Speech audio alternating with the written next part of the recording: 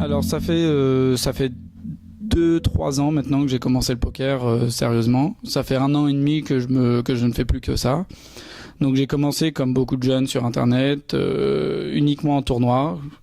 Donc voilà, donc j'ai commencé. J'avais un petit boulot à l'époque de serveur et je gagnais le SMIC et avec ce salaire, vu que j'habitais encore chez ma mère, je me payais les tournois directement dès le début. Je me suis payé les $55 sur PokerStars, les 109. Et voilà, donc j'ai commencé par perdre, bien sûr, puis après j'ai eu 1 ou 2 résultats, puis ça s'est fait comme ça. Ma progression, ça a été surtout un travail d'observation. J'ai jamais été vraiment attiré par les forums, même si maintenant je vais plus sur les forums. Au tout début, je connaissais rien, je connaissais pas One Poker, Club Poker, je connaissais aucun forum. Et donc ma progression, ça a été juste en observant les autres joueurs internet que je revoyais, parce que je remarquais que c'était souvent les mêmes joueurs. Et donc dès qu'il y avait le Super Tuesday à $1000 le mardi, j'ouvrais toutes les tables dès le début du tournoi. Mon écran était plein, j'avais un seul tournoi moi parce que j'avais pas la bankroll pour en faire plus qu'un à la fois. Et donc je regardais toutes les tables et dès qu'il y avait des mains, des grosses mains ou dès qu'il y avait des showdowns, je regardais, je faisais l'historique et juste pour voir comment les joueurs jouaient, pourquoi ils avaient fait ça et voilà, c'est tout. Et donc c'est le seul moyen que j'ai utilisé pour progresser. Après, le fait de jouer beaucoup de mains, forcément, on progresse on progresse vraiment plus vite. Donc ça fait 1 mois que je suis arrivé à Vegas. J'ai eu des World Series plutôt mauvais. J'ai pas eu de résultats particuliers, j'en ai même eu aucun. Je viens de finir le jour 2 du main event. J'ai 96 000 jetons. Voilà, donc c'est la moyenne à peu près. On est dans le top 30%, c'est-à-dire qu'il reste plus que 30% des joueurs. On a commencé avec 7500 joueurs, on est encore 2400.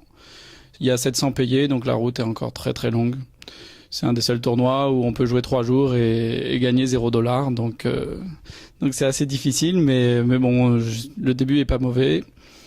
Sinon les cash games, il y a quelques casinos où il y a des joueurs très très faibles qui s'y retrouvent, surtout le week-end. Puis à part le poker, il y a plein d'autres choses à Vegas, donc ça va, je passe un bon mois et j'espère que ça va bien se finir avec au moins un ITM au World Series.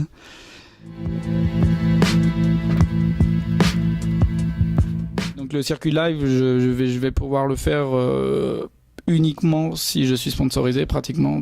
C'est très très dur de faire le circuit live sans être sponsorisé. Ou alors il faut avoir fait une perf à 1 million à mon avis. Ce que j'ai pas encore fait. Donc ouais, j'espère vraiment pouvoir signer prochainement avec un sponsor. On est en discussion. J'étais en discussion avec plusieurs rooms différentes. Donc voilà, j'espère vraiment signer très prochainement et pouvoir faire le circuit grâce à ce sponsor.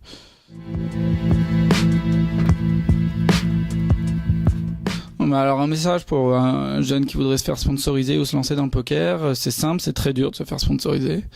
Ça vient pas comme ça, il suffira pas d'être bon, il faudra avoir de la chance aussi, d'être là au bon moment, d'avoir le bon contact. Après se lancer dans le poker, c'est aussi très très dur, surtout maintenant. Bon, ça nous concerne plus trop parce qu'on peut plus jouer avec les étrangers, mais les derniers mois, les derniers 6 mois, on est tous d'accord, tous les joueurs de poker réguliers des tournois, on est tous d'accord pour dire qu'il y a pratiquement plus aucune différence entre les joueurs, entre le niveau des joueurs, c'est-à-dire qu'on n'a plus d'edge. C'est-à-dire on n'a plus l'avantage, tout le monde est très bon, tout le monde sait ce qu'il faut faire, il y a peu d'erreurs sur internet, donc c'est assez dur d'en vivre. Après en cash game, je connais pas trop, c'est pas vraiment mon domaine, mais à mon avis c'est aussi très difficile d'en vivre sur internet. Donc voilà, respectez surtout vos limites, c'est très important. Je l'ai pas fait et à mon avis c'est une erreur et j'aurais pu progresser beaucoup plus vite en l'ayant fait. Donc respectez vos limites, jouez pas trop cher et voilà. Comme tout le monde dit, il faut que ça reste un loisir tant que c'est pas professionnel, et quand c'est professionnel c'est parce que vous aurez beaucoup d'argent et dans ce cas-là profitez mais c'est assez dur le poker et je sais pas, je le conseillerais pas à tout le monde. Faut vraiment s'accrocher quoi.